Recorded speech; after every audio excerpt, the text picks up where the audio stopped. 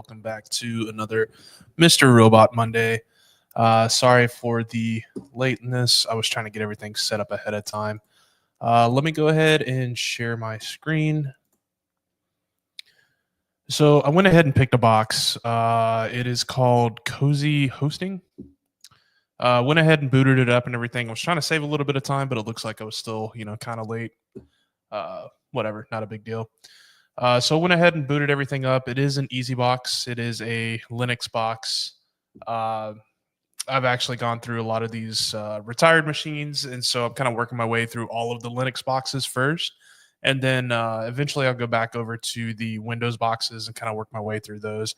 It just kind of helps me to stay in that mind frame for these live streams, because obviously I don't do this, type of stuff every single day. I mean, I do study a lot, for it, but actual hands-on, I'd like to just kind of maintain that that mind frame with it.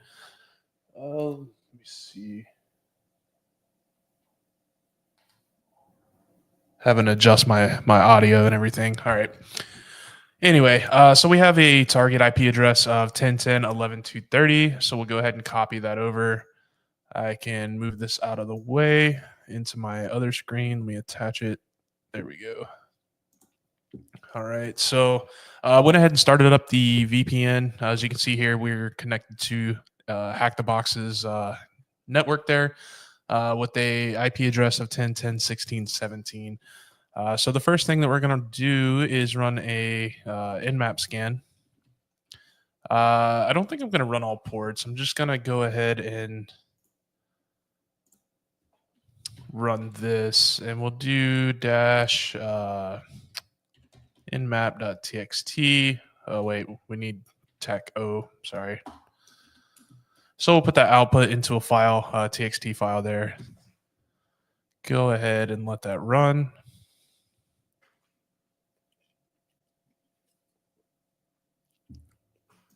All right, so we got two ports, 22 and 80. Let me just run a little bit of a further look into that. If I can type today, there we go. We'll just enumerate it a little bit further. See what kind of stuff we can find here. So I actually started working on this studio down here, painted all the walls that you can't see, unfortunately, right now. We can kind of see part of it back here. Started painting the walls. I still have to do this whole back wall and, get all of that stuff put together. So it should look a little bit nicer here soon. All right, what do we have here? So it's running Nginx 1.18.0. Looks like we have a domain here of cozyhosting.htb. So we'll go ahead and add that to our etc host file. Since our DNS is not going to point to that, we kind of have to do it manually here. So we'll do sudo nano etc hosts. Type in our password there. We'll just put it in here. What was that IP? So 10.10.11.230, and that is cozy host or cozyhosting.htb. We'll hit Control O to save, hit enter to write to the etc host file, and then Control X to exit out. All right, so let's visit that website.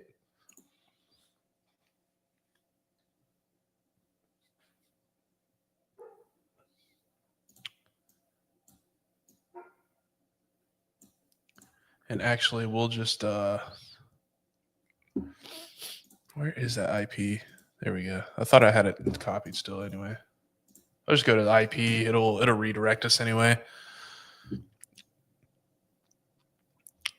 All right, so cozyhosting.htb.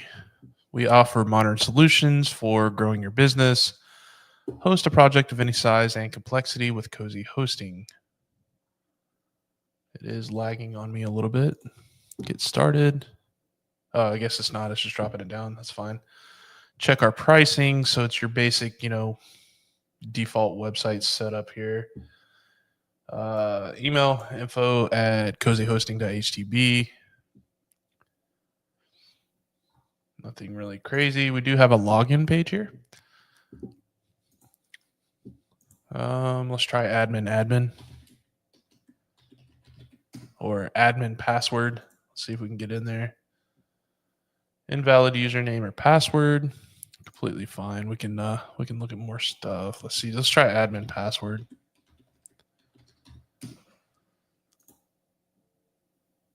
Nope. Okay. So they're gonna make it a little bit of a challenge here. Trying to think what else was there on here. Oh yeah, let me check the original page here.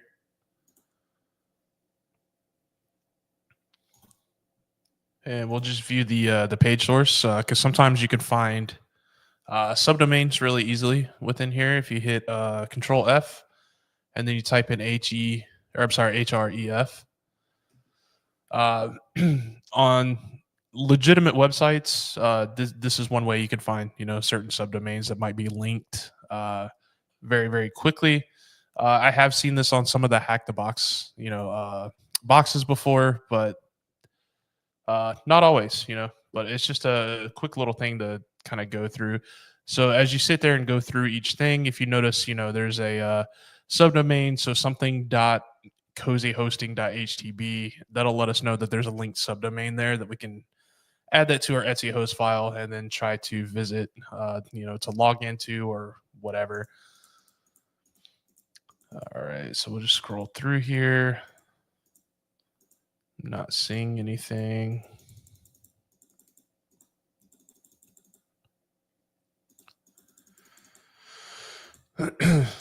I think I went through it all already. Yeah, I did. Okay, yeah, nothing on there. It's just a thing, sometimes it saves you time rather than running a subdomain, brute force, or like running a password list, or not a password list, but a word list for your subdomains, where you can just find it, right here. But there is nothing on this one.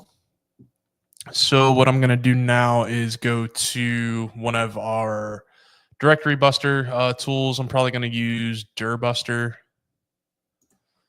just because of the GUI. And we're not running, multiple at the same time and stuff. So this is completely fine. So our target URL is http cozyhosting.htb, running on port 80. Sure, I'll do go faster. Let's grab that password list or word list. I keep saying password list. Definitely just a word list. So we'll go to user share word list, and then I will use, nope, not derb. I need a derb buster.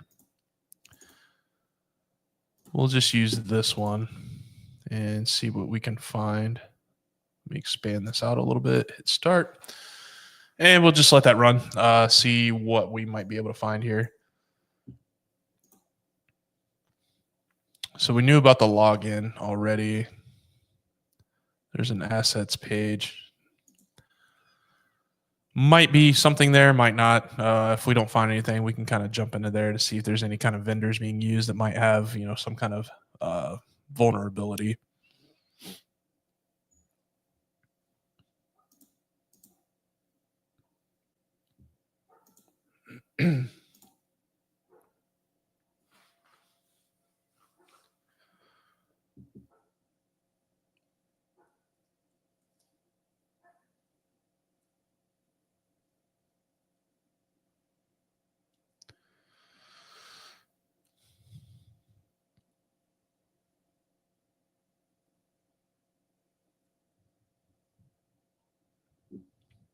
While that's running, I'm just going to keep taking a look at the website, see if there's anything else that we might be able to see,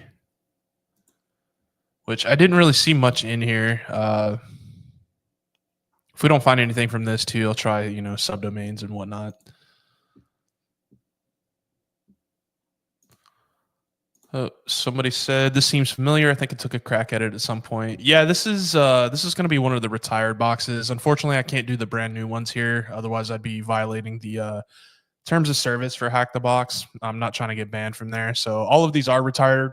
More than likely, you've done probably quite a bit of these if you do them all the time. I haven't done these yet. So like the ones that I'm actually doing, I haven't done. Eventually I'm going to run out of, boxes to do, but not there yet. I'm just working on all of the easy Linux ones right now.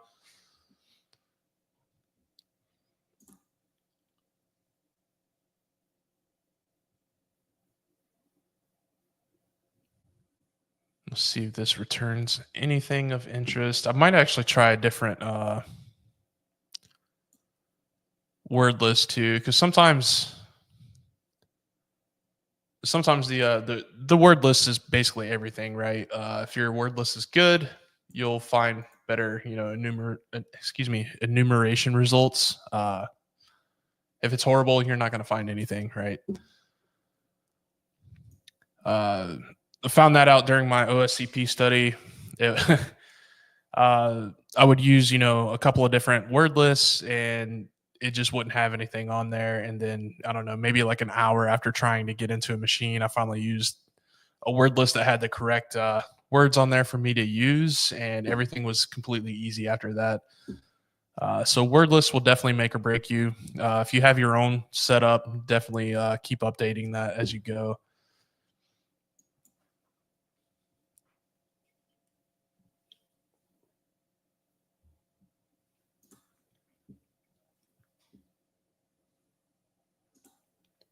Let me click buy now, see if it'll let me enter anything. Nope, it sure won't.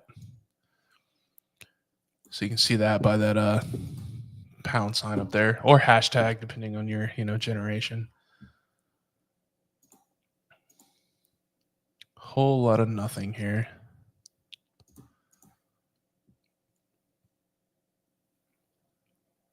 This may not be going fast enough. Let me try. Well, let me look here.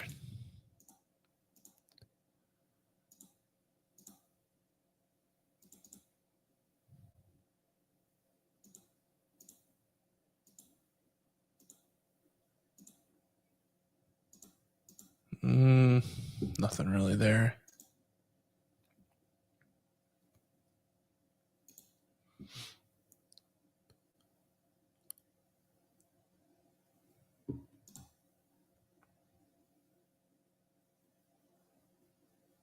Yeah, let me try a different program altogether. It seems to be running a little bit slower today.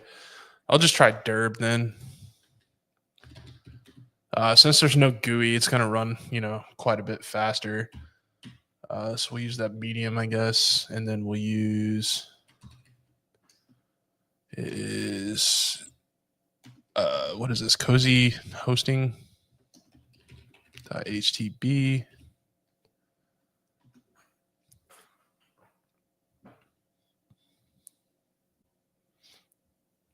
I'm a little surprised that nothing popped up even with Dirtbuster.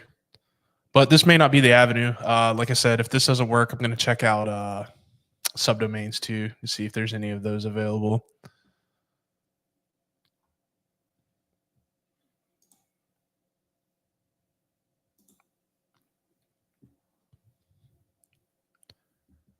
Man, Instagram seemed to be having issues live streaming. It just wouldn't let me pull the trigger on it for some reason. I don't know if I got like a weird account ban or something, or if they're just having issues. So if you are trying or did try to tune in from Instagram, I do apologize for that.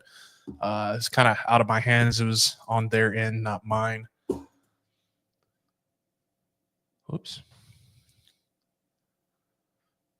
And once this gets going, this will start running a lot faster than Dirtbuster, because sometimes the GUIs, man, they'll take up your resources. Obviously, they'll freeze everything up. I didn't allocate much to this VM. One of these days I will. One of these days I'll just update it to have a lot more memory, but just not right now. I don't think it's quite necessary for that.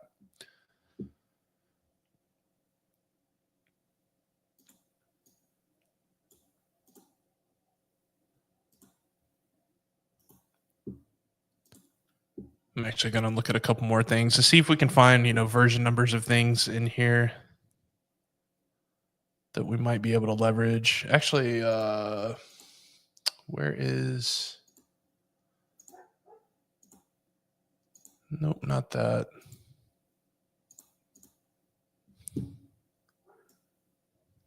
I'm just going to see if there happens to be an exploit for this.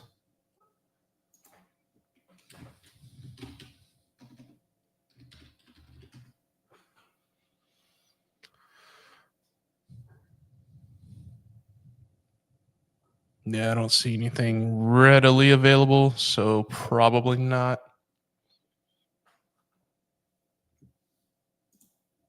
All right, well, once this thing actually goes, we'll be able to see something, hopefully. If not, I'll just start with the subdomains.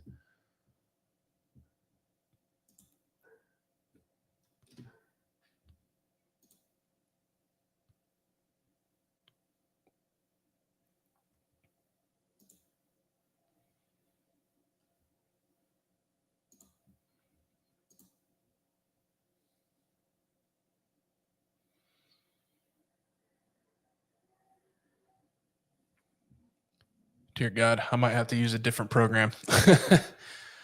uh, the initialization period for Derb takes a little bit because it's actually running through this entire list, prepping it for everything. So I might actually use another one that's called FFUF. Uh, it doesn't have that initialization period. Once this goes through all of that, like it's usually like stupid fast. But this waiting is a little bit irritating.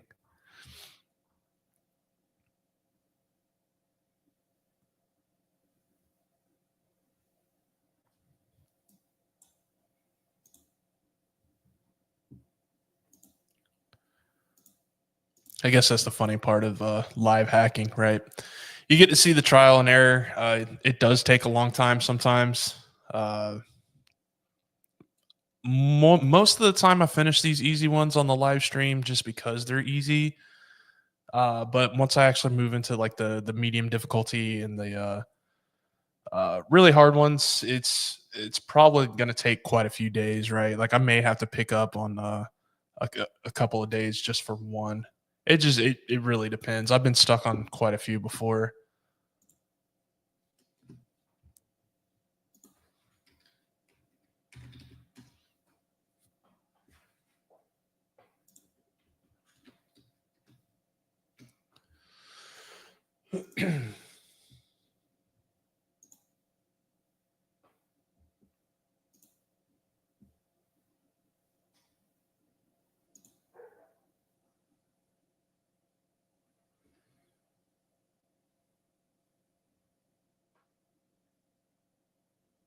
All right. Yep. Screw this. I don't want to wait anymore. So I'm gonna use FFUF.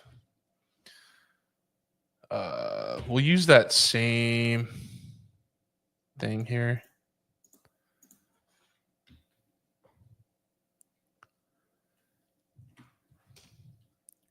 This will just automatically start running, so it'll be a little bit faster. As you can see, you can use it for all kind of things. I was using it for another subdomain thing there. Trying to remember the syntax for it. I believe is so. This is for subdomains. Like this is how you would do the subdomains.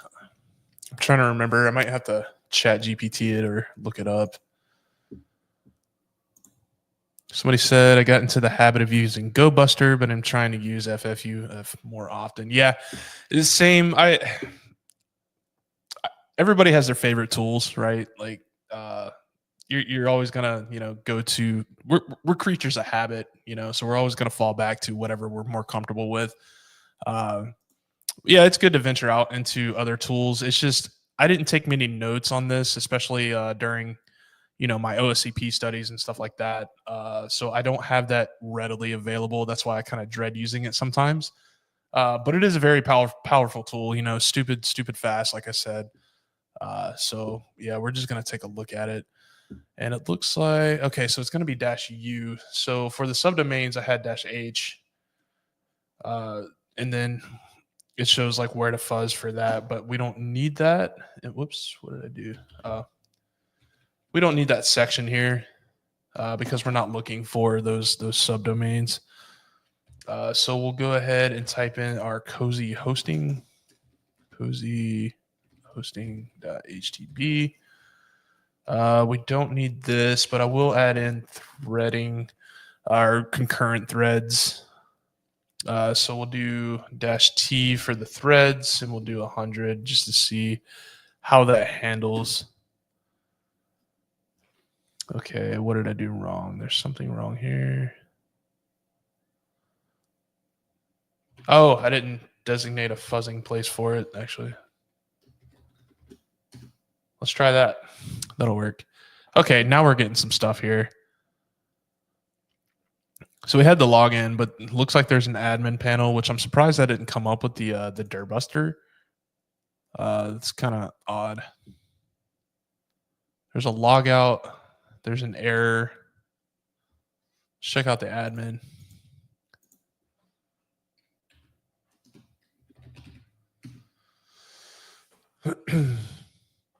Okay, so there's, oh, it just takes you to the login. Huh.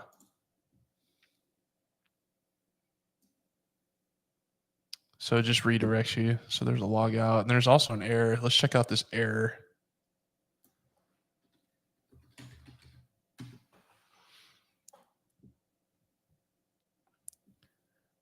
White label error page. This application has no explicit mapping for /error. So if you're seeing this as a fallback, there was an unexpected error.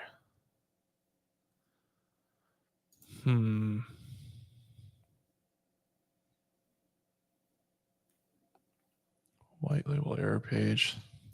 Let's Google this, see what kind of program might be running this.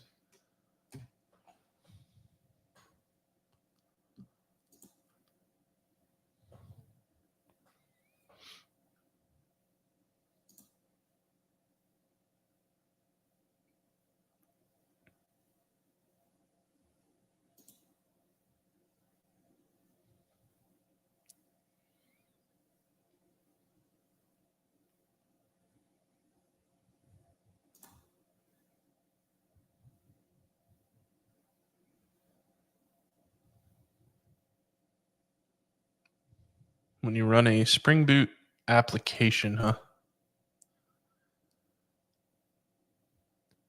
No, is that something with an exploit?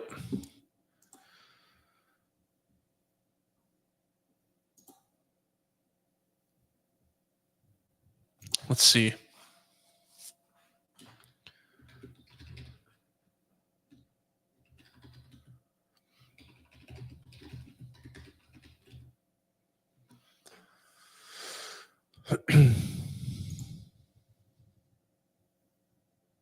This is very, very laggy. Let me pause this for a second. Spring Boot vulnerability. Spring actuators. What is this? I like hack tricks. I always go to here, especially when I didn't take notes for something quite as well as I should have. They have everything pretty much listed out for you to try. Some pretty amazing stuff there.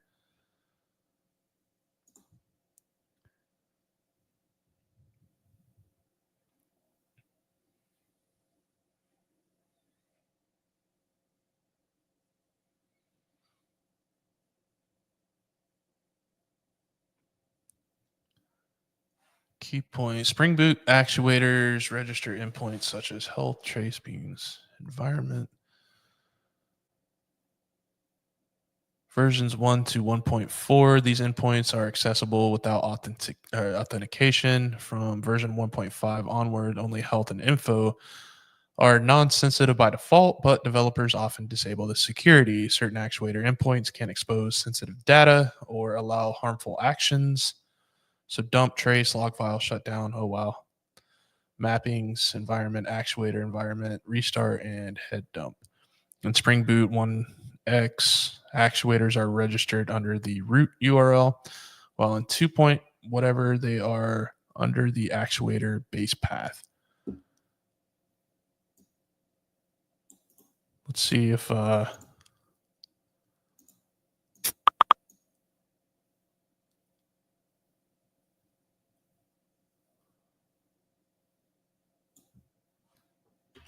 Let's see if they're under this base path in this, since it seems it's using Spring Boot.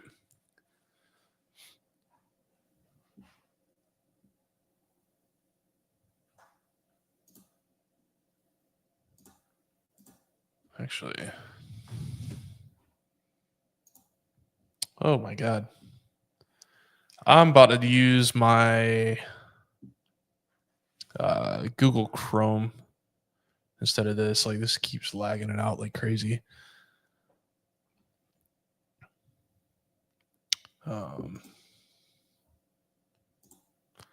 So actuator won't go to anything, but it's also saying that this is under the base path. So let me try it with one of these, like actuator dump or trace.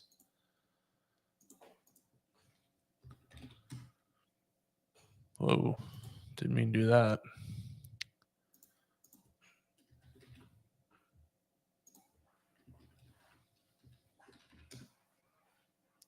Oh, same thing. Let me try some of these other ones. I don't want to shut down.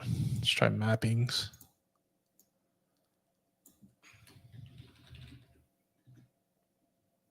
Oh, there's something.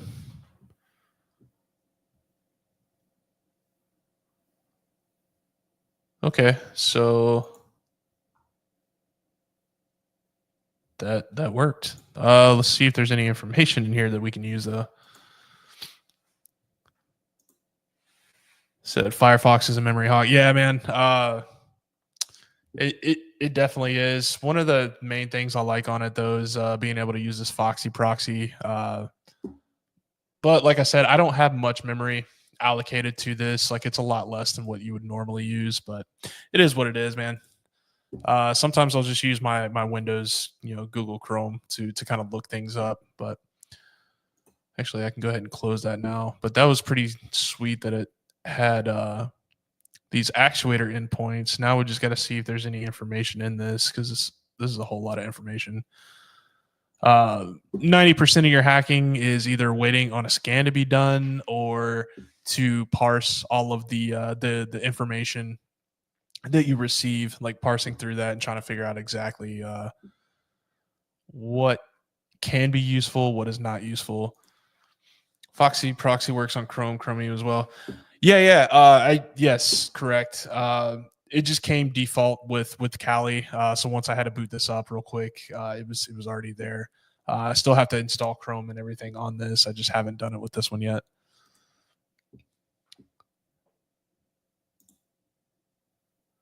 Would love it if I could get that working on something as. I'm not sure what that is. What is NYXT? I don't think I've heard of it yet. Is that a Linux distro?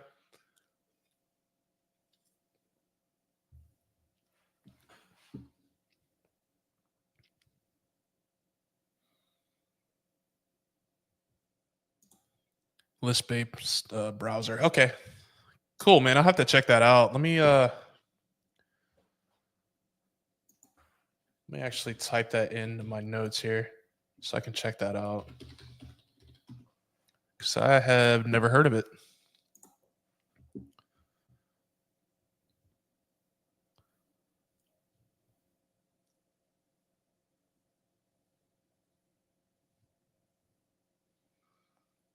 All right, I'm not really seeing anything useful here. Whoa, what was that?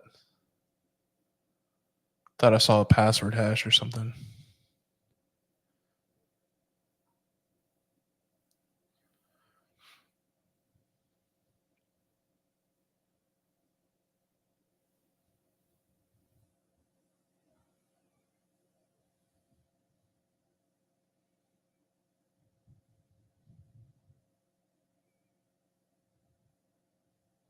Mm-mm-mm.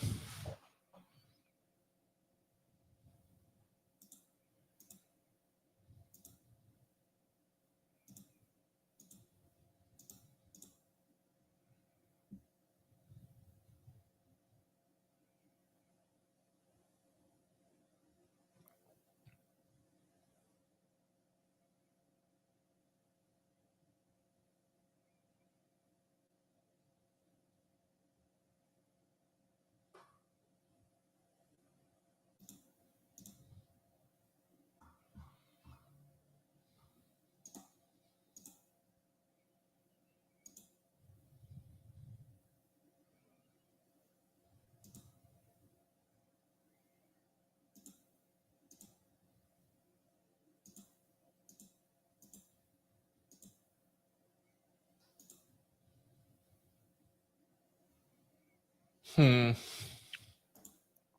wonder what kind of stuff we can even find from this.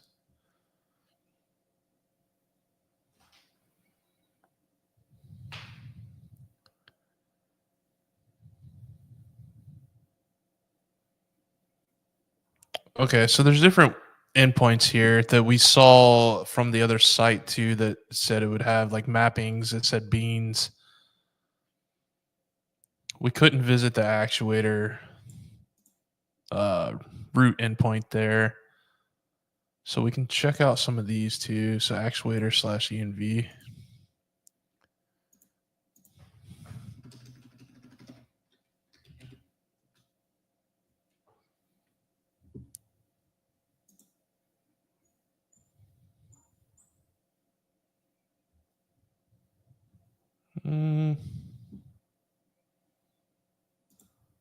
Okay, so the values are all hidden.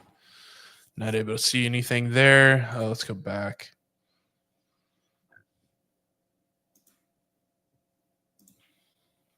I think seclist has a word list of Spring Boot endpoints.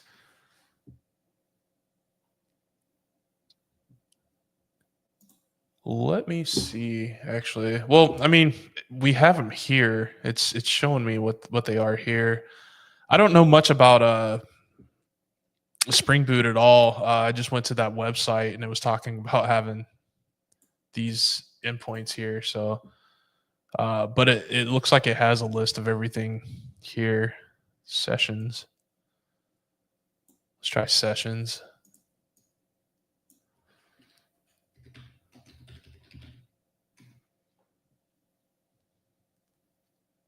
Okay, we got something here. K. Anderson. And unauthorized. That's probably me. Is that a cookie? Let me see. Cozy hosting HTTP, right? So HTTP. Let me go to this login. Actually, yeah, let me go to the login real quick.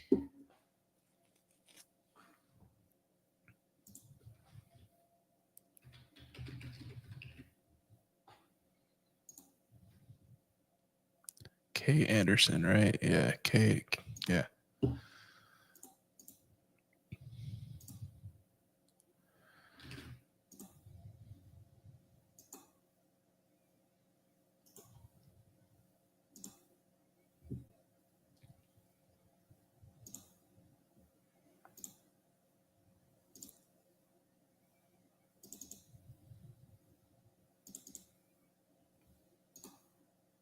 Yeah, so that is okay.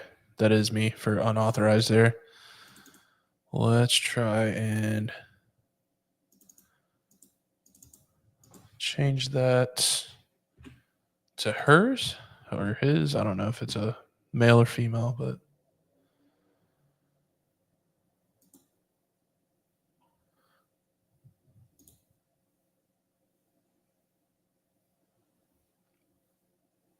oh, whoops! I probably should have gone to admin. Messed that up.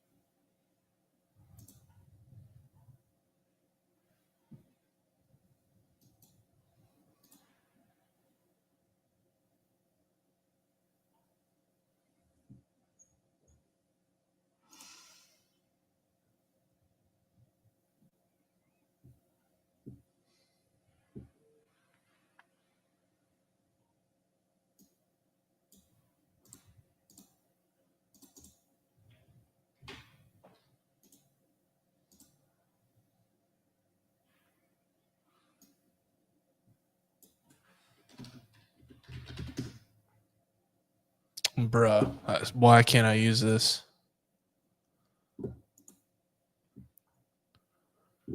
Feel like I'm missing something really stupid here.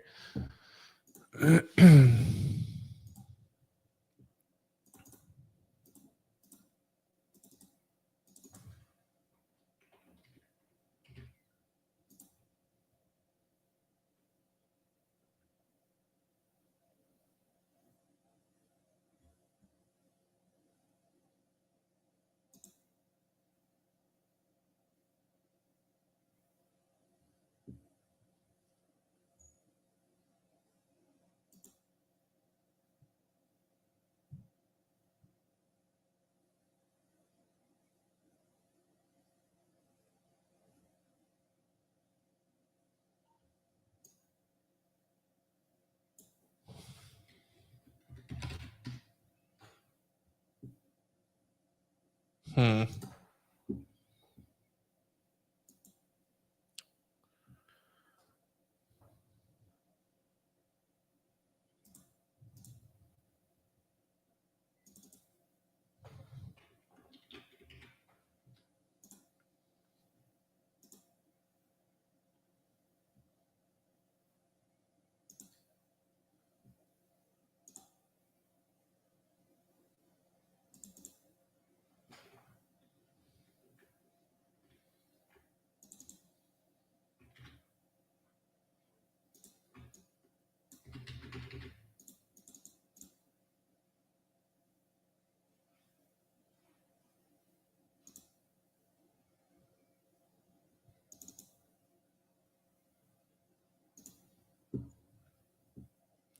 Bruh.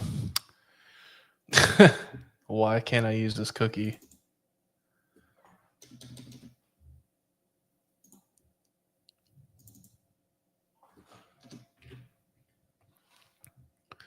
Feel like I'm using it in the wrong place for some reason. I don't know why.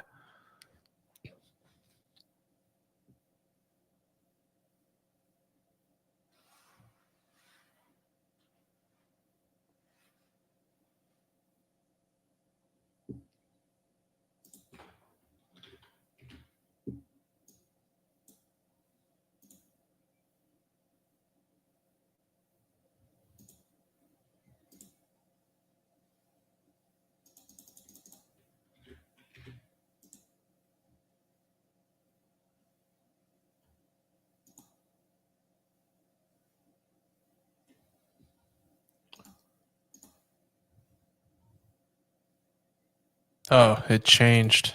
There we go. That's why. I'm such an idiot. All right, let me try this real quick.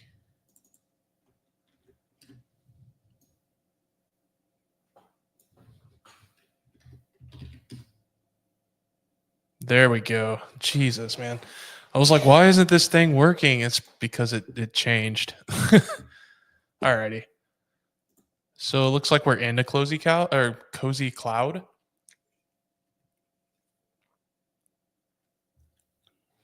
K. Anderson's. Okay, so it is a guy. Anyway, not that it matters, but keep your host patch. 3 hosts require your attention 30 minutes ago.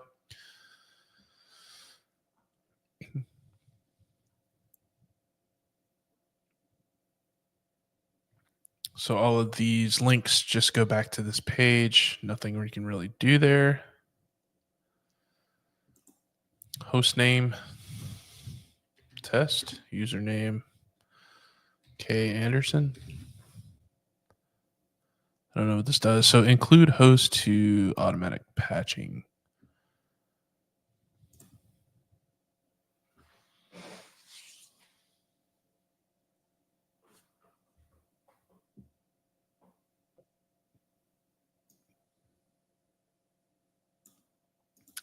SSH could not resolve hostname to test. Temporary failure.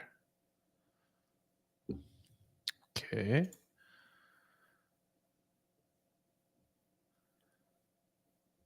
Um.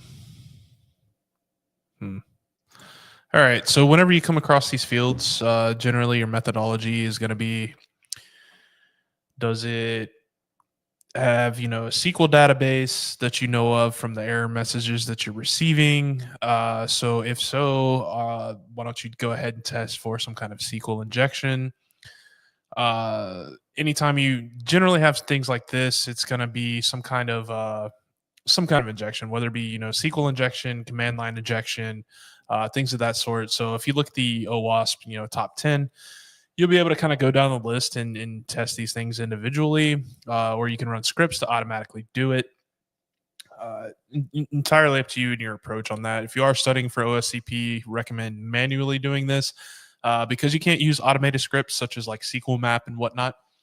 So if this does have some kind of SQL injection vulnerability here, it's best to practice that stuff manually first, and then move on to using something like SQL map.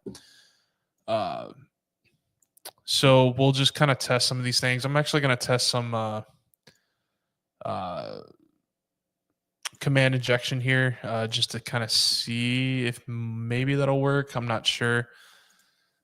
So we'll do a series of different things to kind of test it or whatever. So one of the things I like to do is have whatever it is, reach back out to me or to if we can do like an internal thing, right, where we can see what kind of files are on this system, things of that sort, right? So the first thing I'm going to do is have it reach out to me.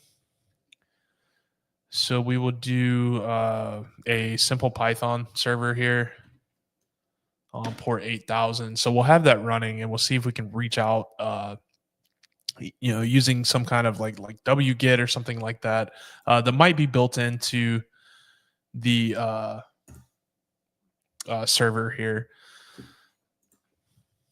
So I'll try the host name test again. I don't know if I'm supposed to be using some kind of format here. Let me see.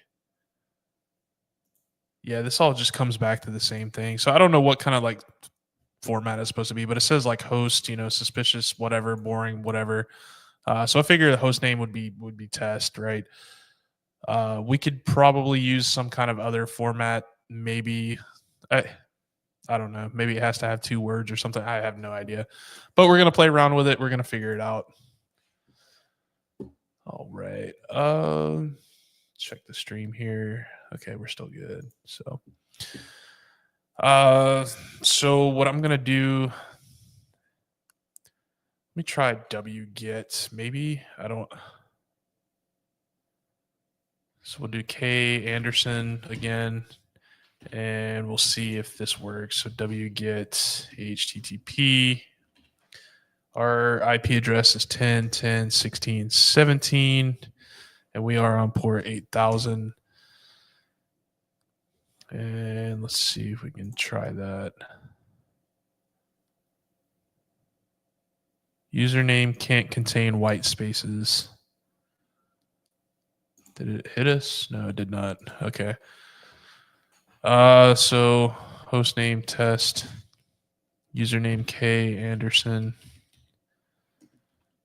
wget. So there is a little thing. Let me pull it up because I don't remember what it specifically is. See, bypass white spaces. Regex.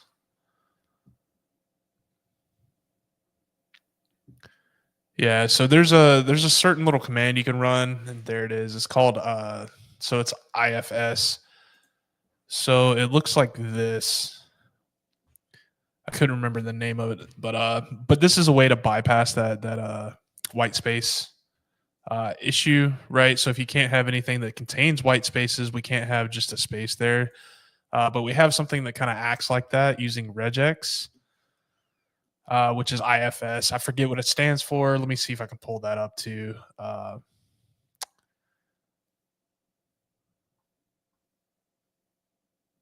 Let me see what it is called. Internal field separator. So that's what IFS stands for, and it's basically just a bypass, like a quick little bypass for this white space thing. I've used it tons of times, especially with my OSCP.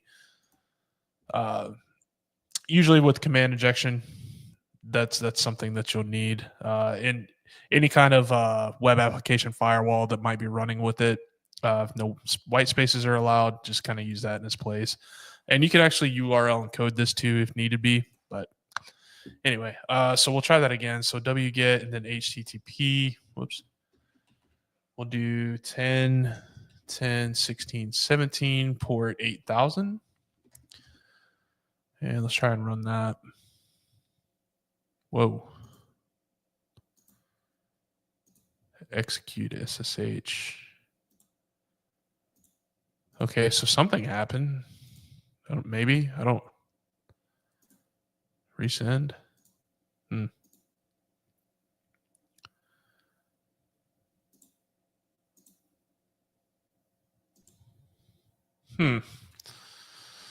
Well, let me try.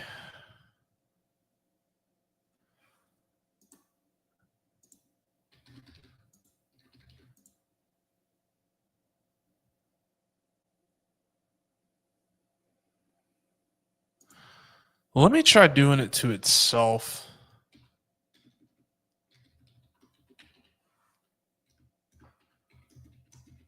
So we'll point it to home. Let me see if test works there. Invalid host name. Okay. We'll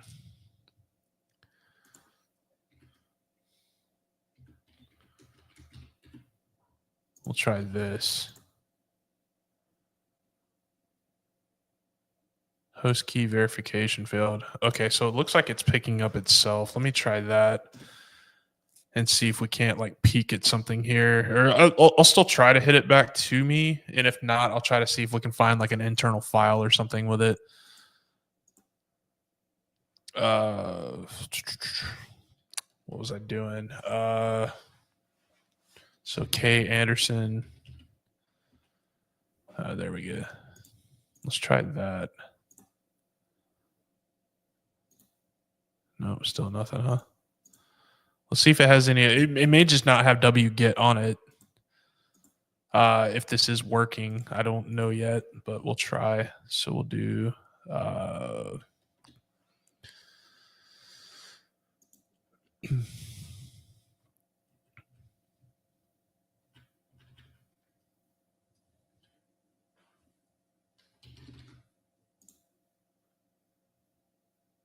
Just try test.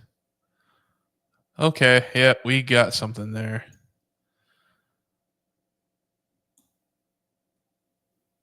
So test at. Wow. So we got something there. I don't know why it's showing up like that. Huh.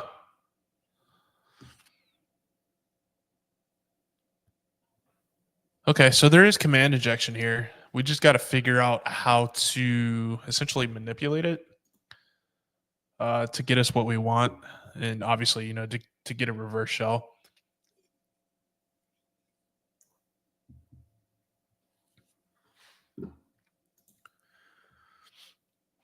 So what I'm going to do is look up rev shells. Rev shells was it .org or .com? I think it's .com. There it is. If you're not familiar with this website, I always brag about it. Oops, I got ChatGPT open there too. I always brag about it using your IP address. You'll input here. Actually, I think it's still the same. So yeah, IP address and port. We'll do 4444. And then you can just copy a listener and set that up. And then you can also do reverse shells, bind shells, MFS Venom shells, Hoax shells, whatever kind of operating system. You can do Python, PHP, like simple bash one-liners, PowerShell. Literally has everything there that you can try. Really, really awesome tool. This is where I generally go to whenever I'm trying to make a reverse shell. Because I know it's already there, right? So we'll use, I guess, a bin bash shell, maybe. Let's see.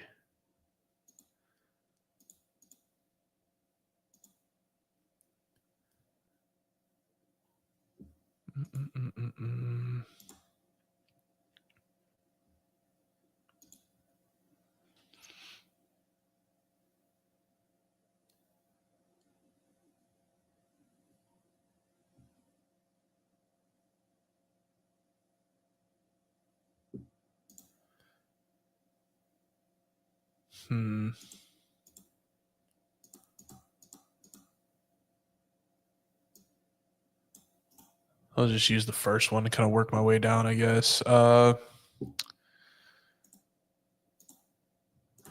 we'll do nano.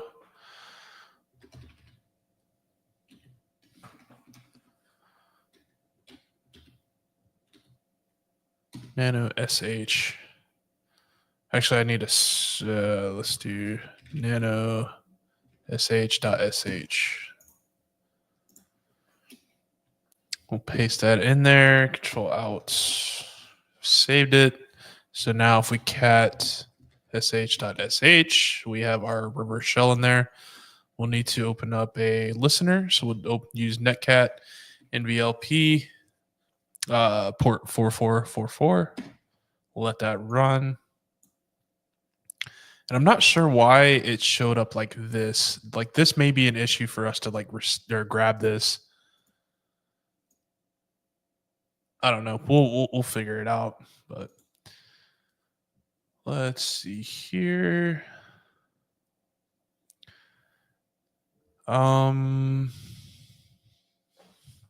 Anyway, let's see. Let's try this again. So K Anderson sh.sh. Let's try that.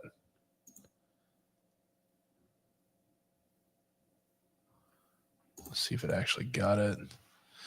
See, that's odd. Like, why is it? Do I have to have a host name in there?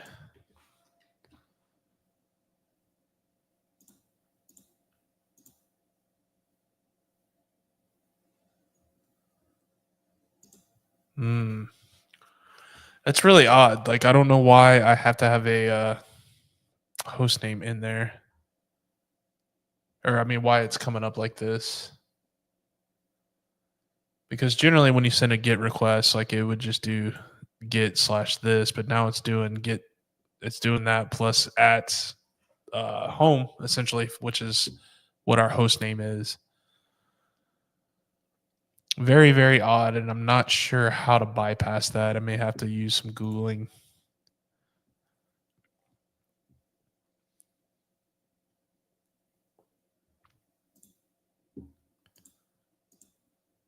Let me test around with this a little bit.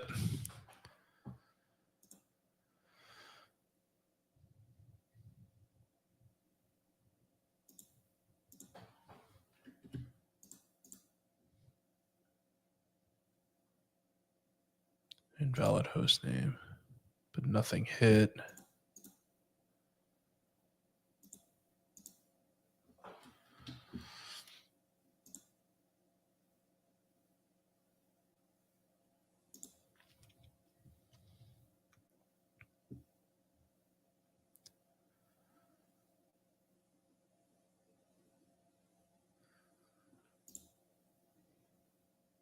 Very odd.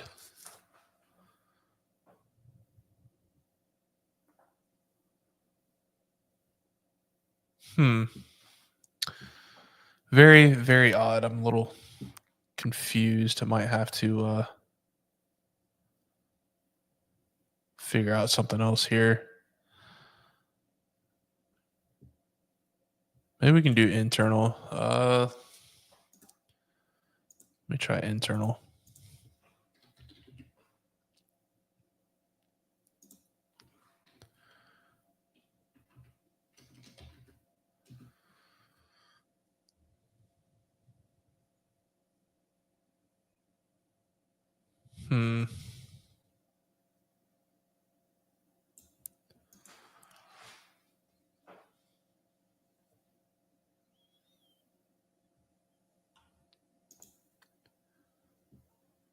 And this is why Google is my best friend. Let's see what we can find here as far as, because I have never seen a GET request come across like that from command injection.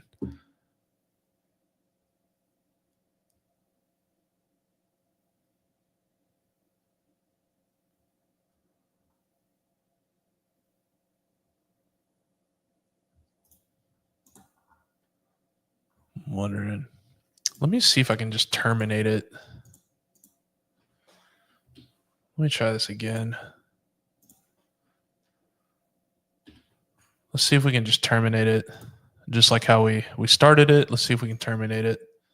There we go. Okay.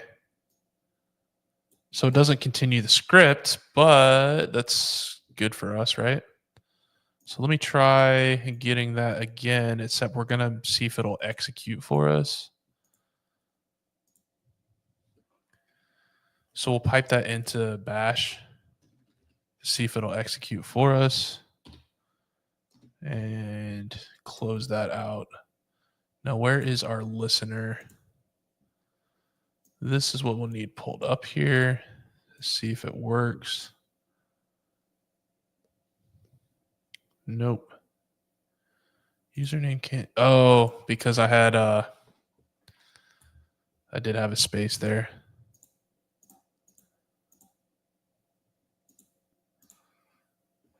So we'll pipe that into bash and then terminate.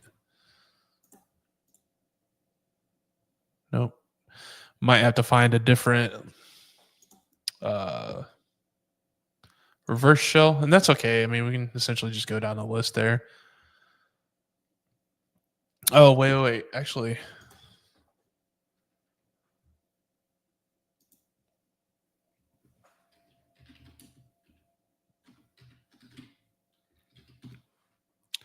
I need to add in to make this a shell script. Let me pull up my notes. I keep forgetting what to put in here. There we go. Let's paste that in there. So we'll make this an actual script.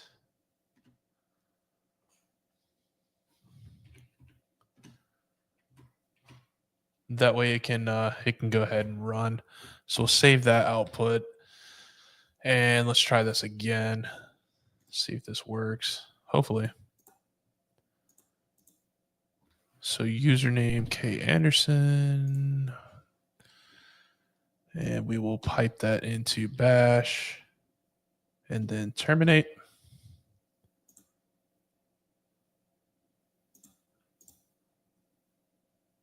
No, something's wrong here. Is it pulling it though? Yeah, so it's definitely pulling it.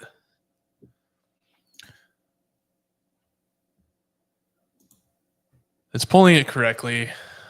Trying to think.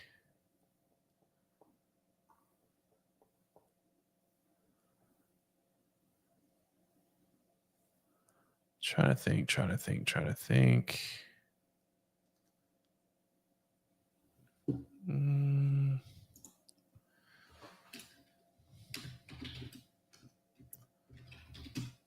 Because we might need to use a different one. Or I can just make it into a one-liner there. Maybe.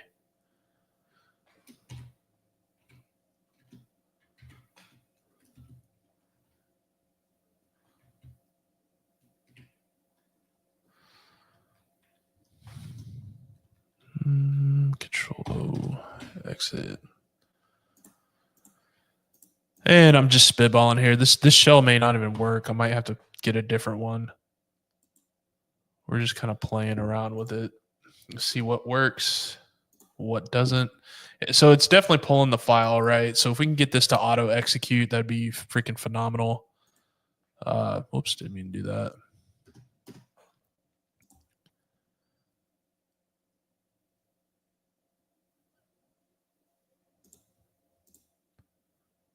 Yeah, it looks like it's hanging up on something there. So this shell may not work.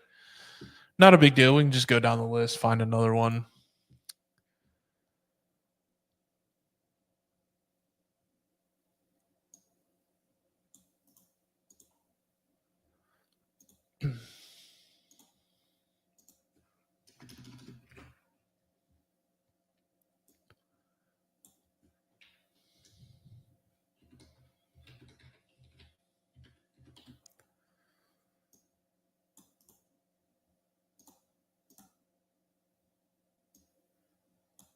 Actually, let me just copy in the same one that I have here anyway.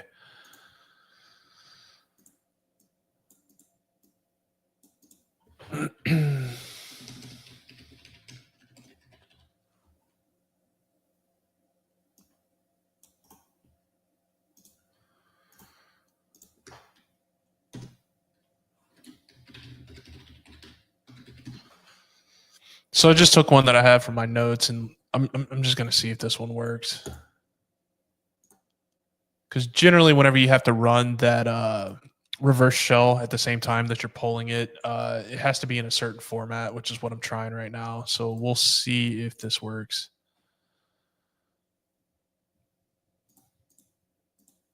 And this is why you take notes on everything too. If I didn't have that note there, I'd still be scrambling trying to find. What did I name that? I named it shell.sh.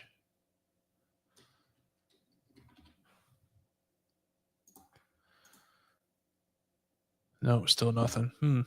Very odd. Very, very odd.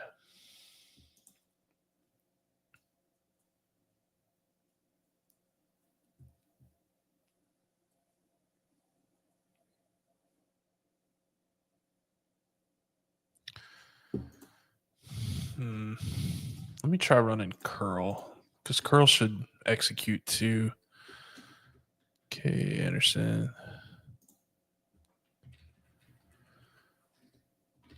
Shell.sh. Let's try curl. So curl worked. I wonder what W get wouldn't it kept making it hang up. I was about to try all the different reverse shells there. So curl was able to make it auto run, which is beautiful. So let's see, who am I? App. So we're in the /app directory there. We are the user or service thing app. Cloud hosting. So we have a jar file there that's owned by root.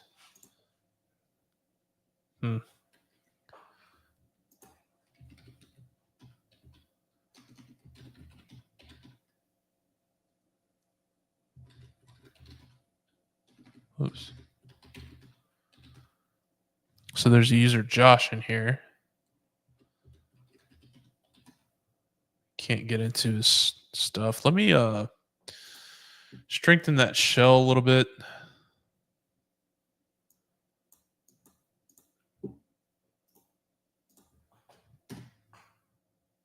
App at Cozy Hosting. Okay, perfect. So now we can kind of see like where we are within the directories there. All right. My first thought is to either run linpeas. If you're not familiar with linpeas, it's a very powerful privilege escalation tool. They have it available for Linux, Windows, and Active Directory. So Active Directory add peas, Windows has WinPeas, and then Linux is linpeas. So it has different operating systems available for that. Alrighty. So we do have a jar file there. I'm going to take a look into that because I'm not able to get into the home directory. Obviously, I won't be able to get in the root directory. Actually, let me see. Cat. Ooh, I do have some kind of access. So there's Josh. So it's running Laurel. Josh seems to be the only account on there, other than root, obviously. So we'll take a look at that jar. What was it? CD/app. Cloud hosting. We'll need to unzip it, right? -D, and then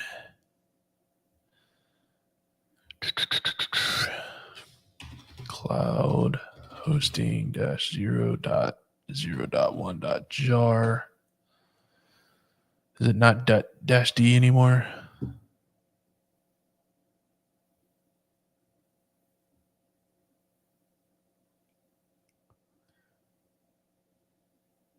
-D extract files into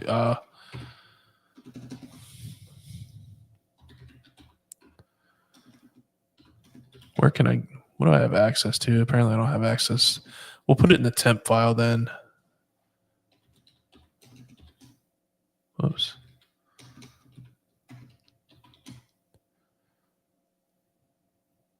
Yeah, I definitely don't have access to this folder, so that's why it's not letting me save there. So unzip -D, we'll do /temp and then slash cloud hosting dash 0.0.1.jar. Why is it? What am I doing wrong here? I need to pull up notes on how to use this thing too.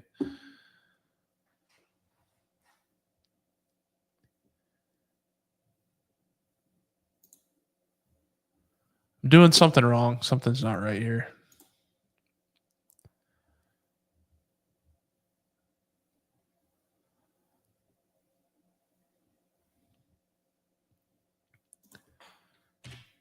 It should be in the. Let me see if I have access to temp.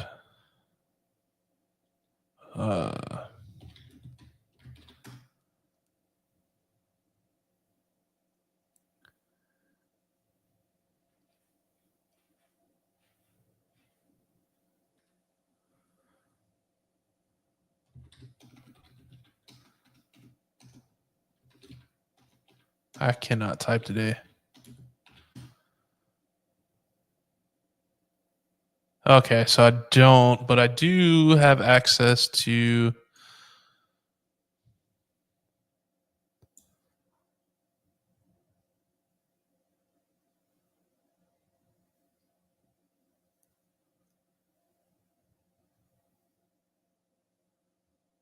No, I don't. I need some kind of folder that I have access to so that I can read and write.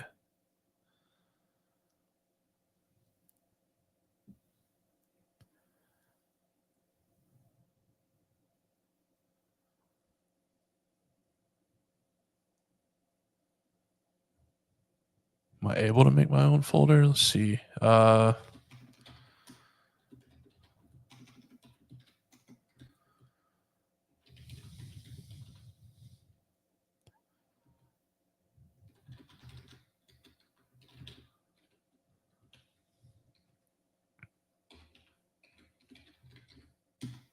Okay, there we go. So I had to make my own folder with it. I didn't have permissions. Holy shit. There's a lot of stuff here.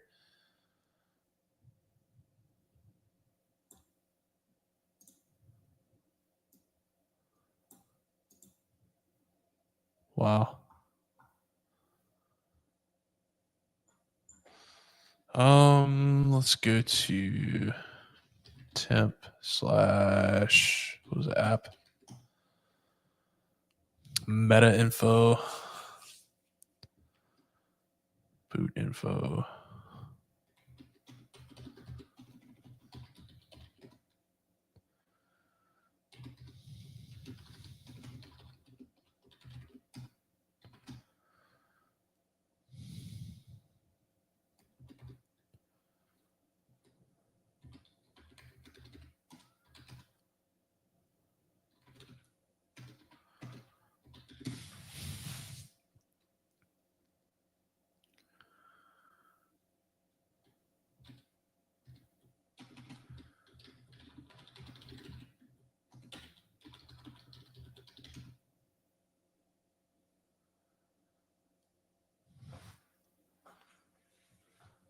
So it looks like there's a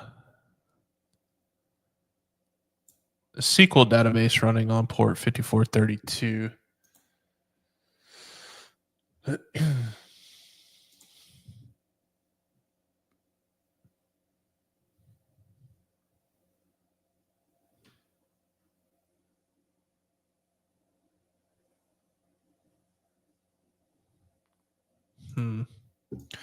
gives us the username and a password for it.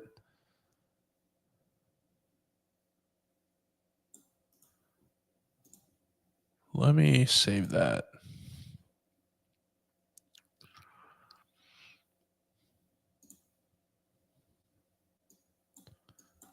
Uh-oh. My Kali just froze. Oh, there we go. Nope, it froze again. It's freaking out. I can actually close this now. I don't really need that.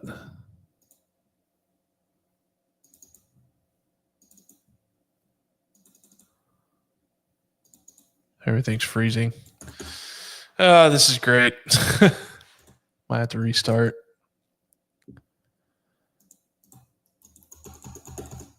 It is completely frozen. Oh, God. There we go. Maybe. Is it going to let me? It won't even let me select any.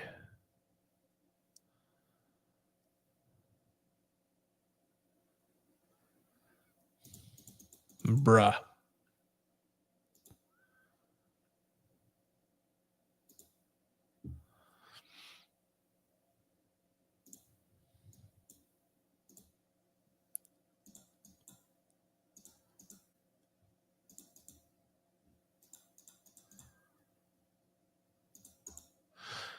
Well, all right.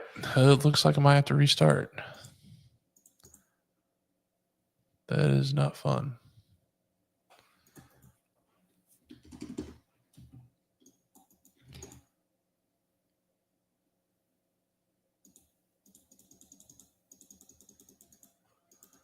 I think mousepad broke everything.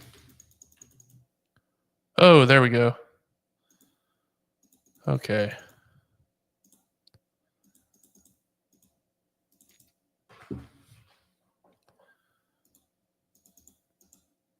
Nope, maybe not. Come on, man. This is ridiculous. This is frustrating. Oh, there we go. Okay. Don't save.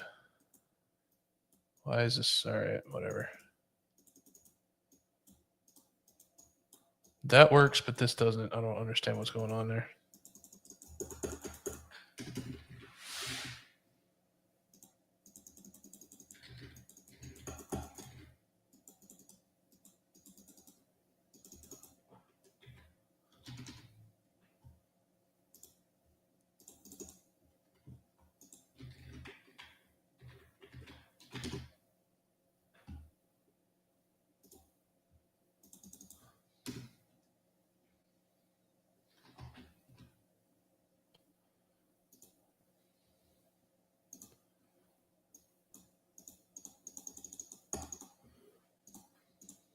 What in the world is going on right now?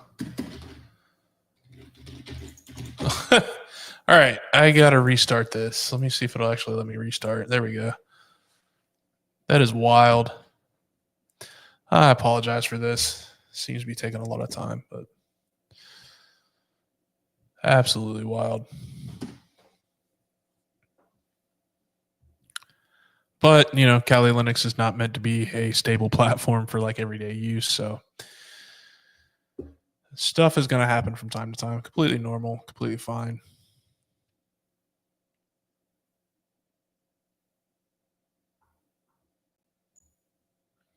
All right, let's try and log in.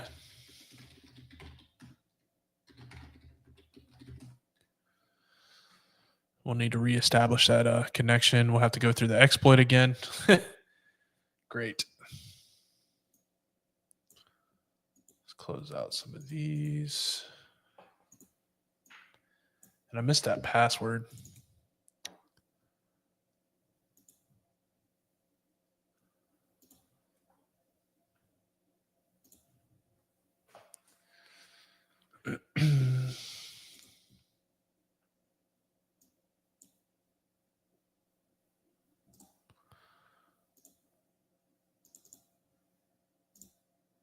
All right, let's connect to the VPN. So we'll go to desktop.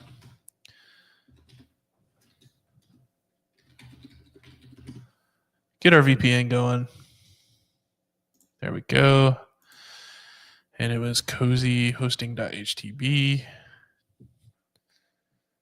Go to that login. Oh, wait, it was actuator, right? Sessions. We'll have to redo the session here. K Anderson. Copy.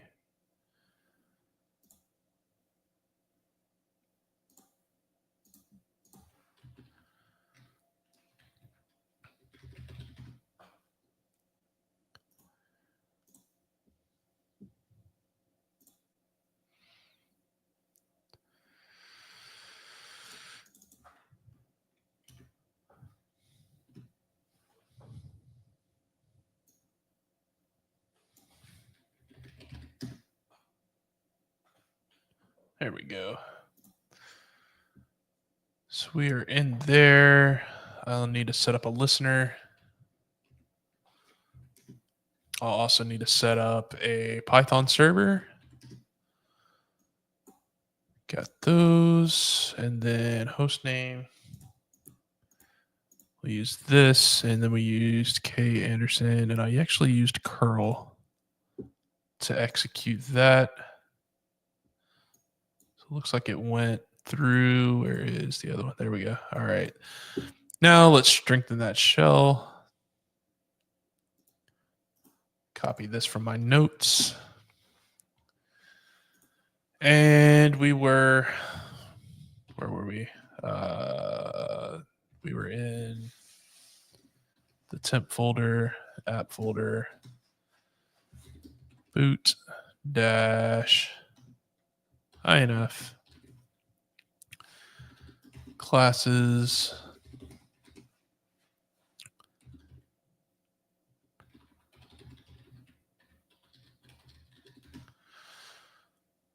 And we have a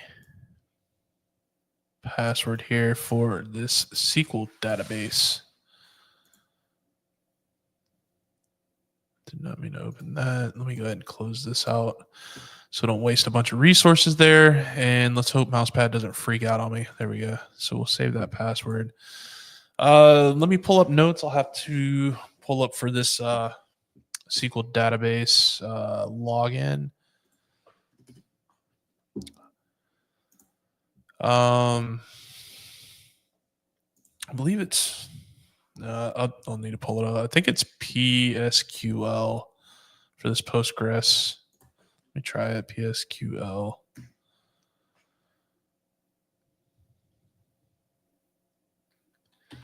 PSQL, and I think it was like login. No, this is why I take notes. You got to remember the syntax for everything. Okay, so it's -H for host. So -H, and this is going to be 127. So this is going to be home, right? And then our user is Postgres.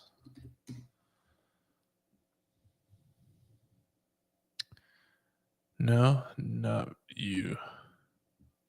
Oh, it's a capital U.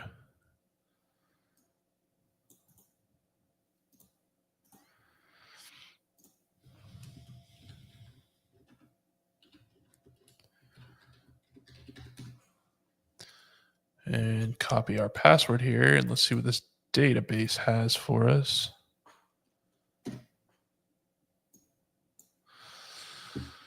Alrighty.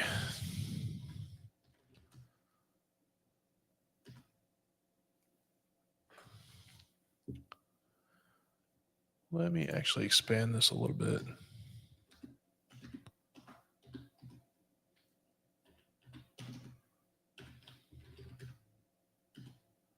Okay, so it's not going to expand it anyway. All right.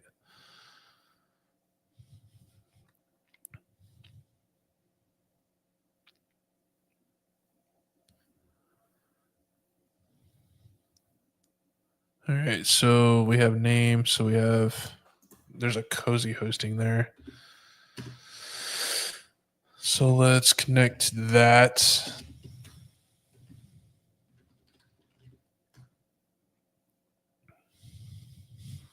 Okay.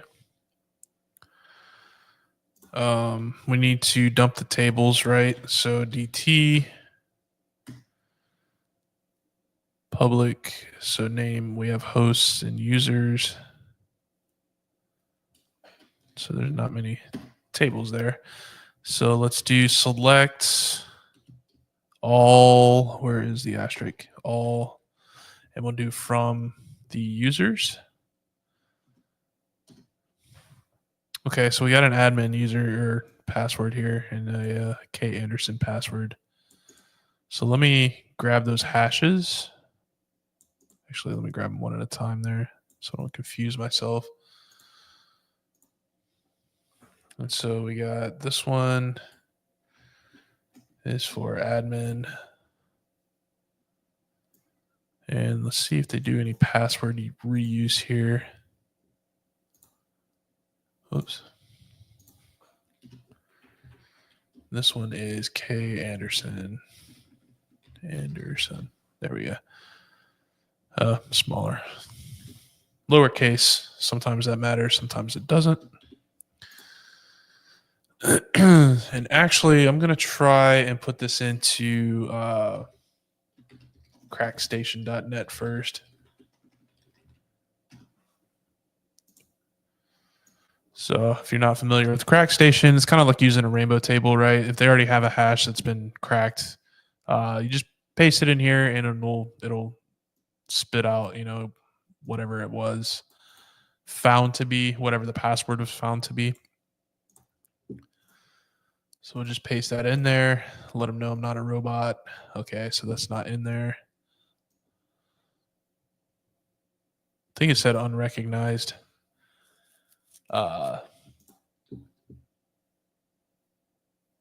Hash format, so maybe this won't work either. Not a big deal. We can run either John the Ripper or Hashcat, which is what we'll do next. So which one do I want to use? Hashcat.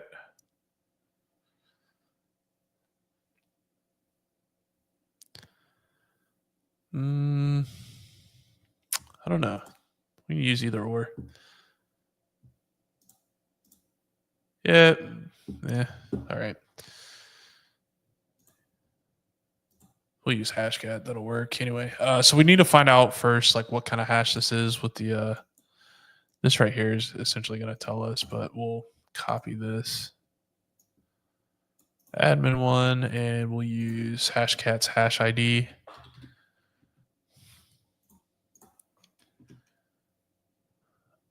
Analyzing it.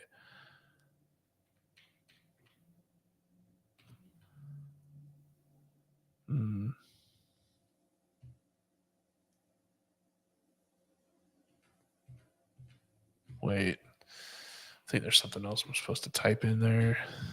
Some kind of parameter. Actually, let me try doing the quotes.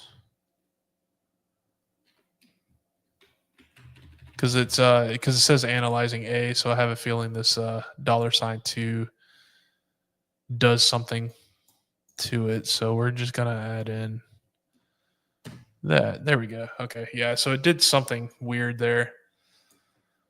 So this is Blowfish OpenBSD bcrypt. Okay. So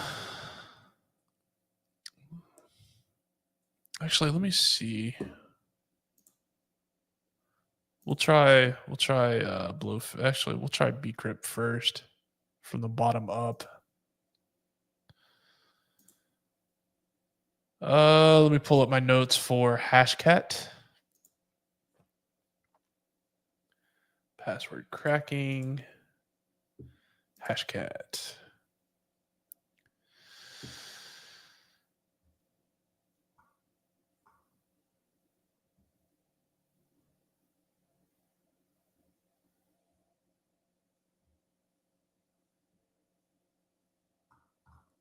Alrighty, so we'll do Hashcat. Oh, there we go. So we use rocku.txt. So we'll need to figure out what mode to put it in. So let's Google Hashcat bcrypt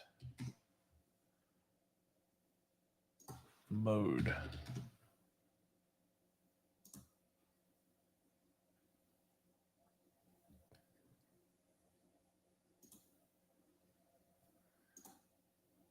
All right, so found a random form there.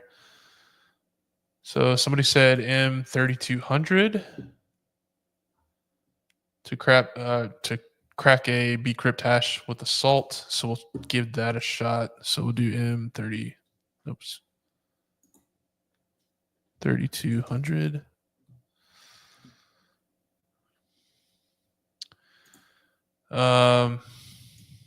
We'll need to save this to a file too.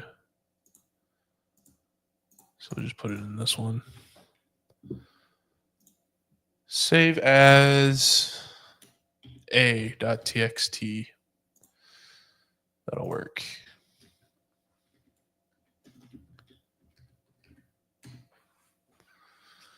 And we'll see if we can crack this thing using the RockU word list there.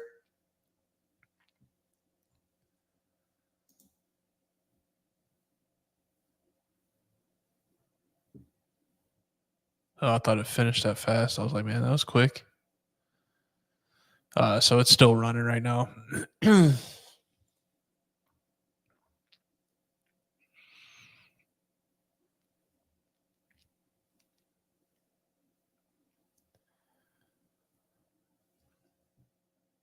Hopefully we can crack it. If not, not a big deal. We can try the other one.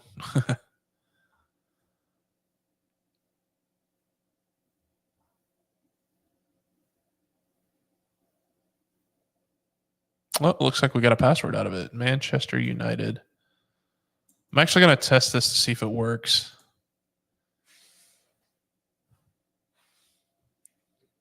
So let's go to cozy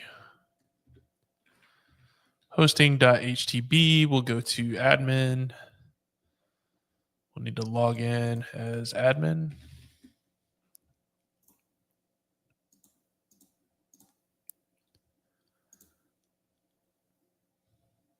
So it did work. We're just not able to log in as an admin on there. So that is the correct password. That's cool. So let's see if they do some password reuse here.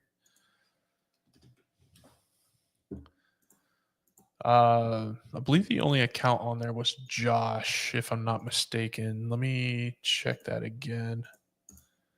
In our shell here, we can actually, quit, exit. Okay, and then cat Etsy password Josh. Yeah, so let's try an SSH in as Josh using that password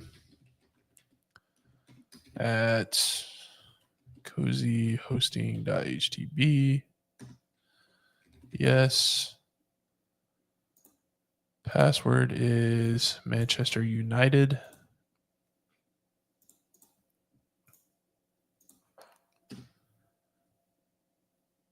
Okay, so that is Josh's password. Let me make a note of that. And Josh.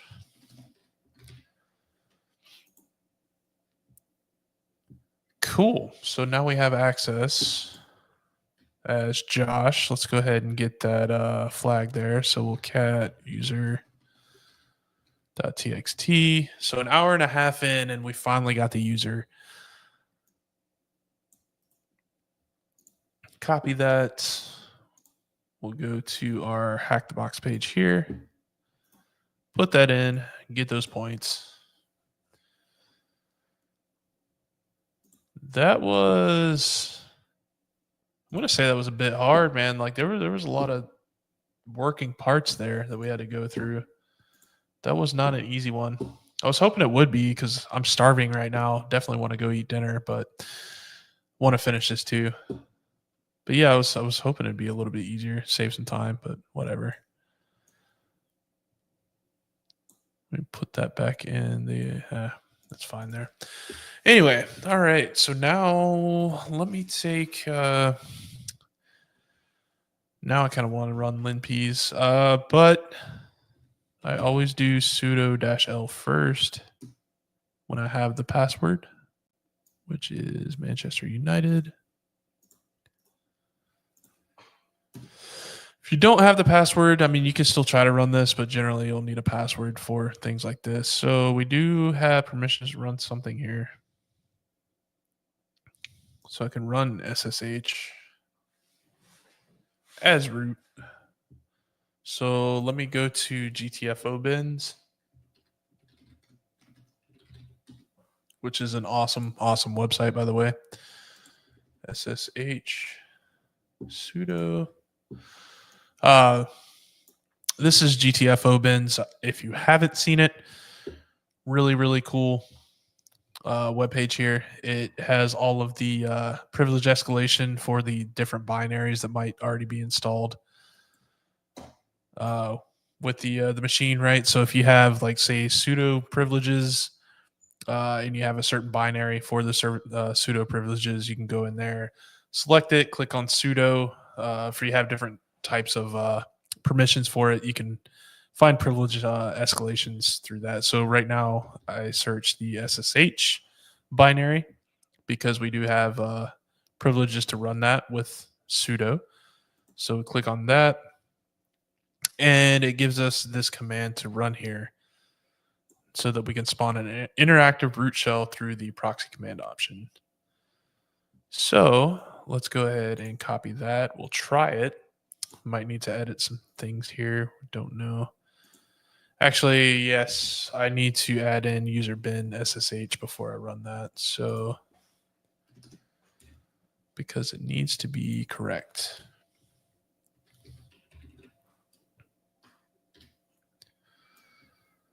So let's try running this. And we just rooted it. So who am I? And you can annotate, or you can see that, I am root from that pound sign there, hashtag, whatever you want to call it. But just wanted to pull up who am I anyway, see that, we actually rooted it. So I will go to the root directory and we will cat root.txt. Okay, that part was extremely easy. Just going through the basic methodology there. If I have a password, this is always going to be the first command that I run when I'm trying to privilege escalate on Linux. Always, always, always. If I don't have the password, I'll usually save that and I'll just run something like linpeas, which I can show you guys it's been on some of my other videos and stuff like that, but then I'll just run that. I'll try to figure out what my avenue of approach, my next steps might be. Because it gives you an idea of everything within that system. So cool. Let me add this to my hack the box.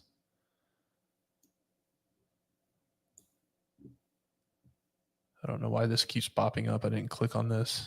Stop it. All right. Paste that in there. Submit.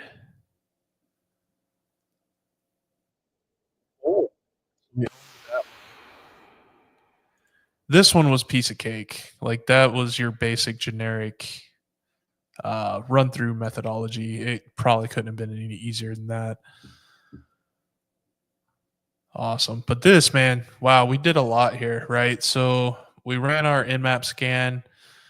Just to recap, so we ran our nmap scan. We found out ports 22 and 80 were open. We checked out the web server running on port 80. Found out it had a login page.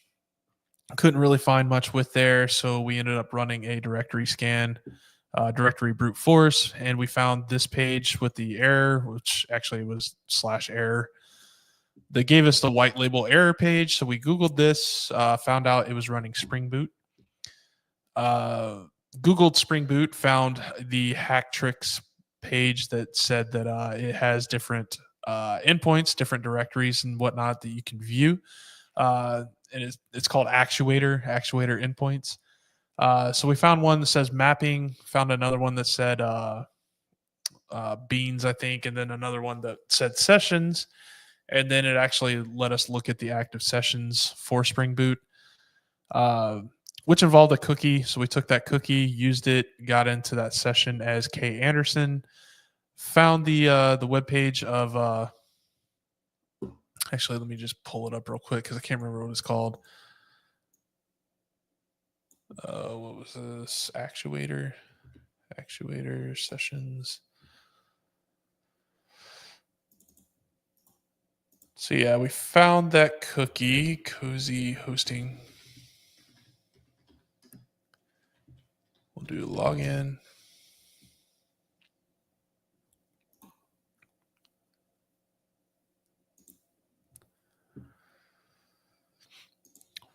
We found that cookie, replaced ours with it,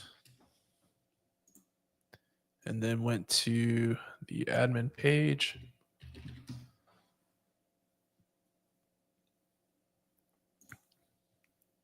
There we go. So we found this cozy cloud admin dashboard thing. This is what I was trying to think of. I couldn't remember what it was. But here for the connection settings, you were able to add a host to the automated, update whatever software that they're running. So we played around with this. I was gonna try SQL injection of some sort if the command injection didn't work, but the fact that it had a host name there and it was talking about using SSH and everything through there, I figured I would try command injection, which I was right. We ran the local host name there, and then we ran a username, which actually we tried wget, which wget was reaching back out to my machine completely fine, but I wasn't able to download and automatically run anything with wget. So I actually tried curl. Thankfully curl worked and I was able to actually get a reverse shell from there. And then from there we found, actually let me go back to cd/app. So we found this .jar file that we extracted, we unzipped, and we unzipped it to the temp/app directory. And then we went into, the boot info or INF. There we go. And then I just happened to go into classes. And then we saw this application properties, so we cat that out.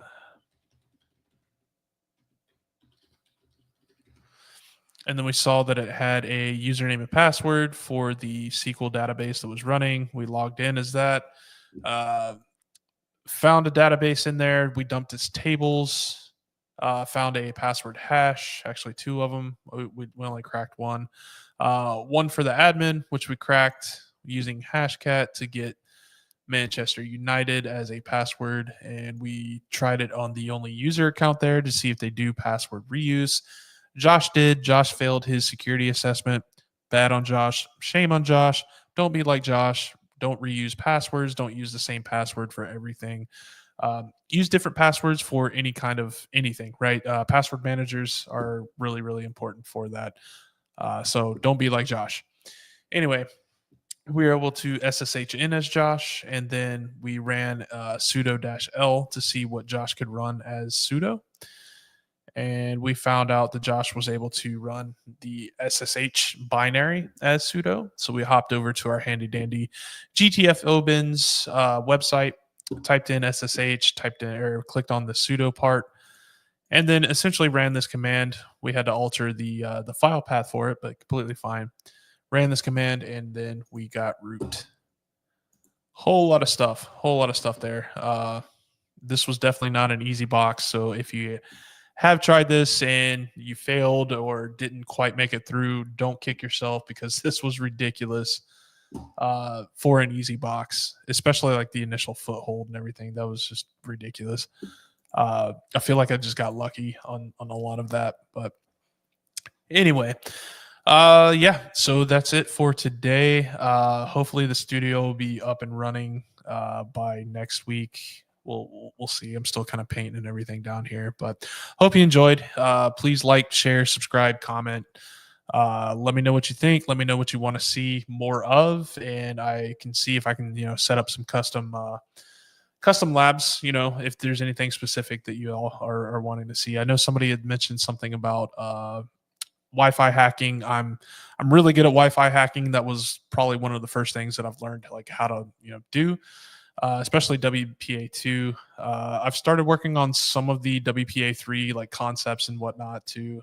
So I can definitely set up one of those labs if anybody's interested on that, and I can actually do that on another day. But in the meantime, go to savagehack.com, check out the blog, share with your friends, and look forward to seeing you all next week. Have a good one.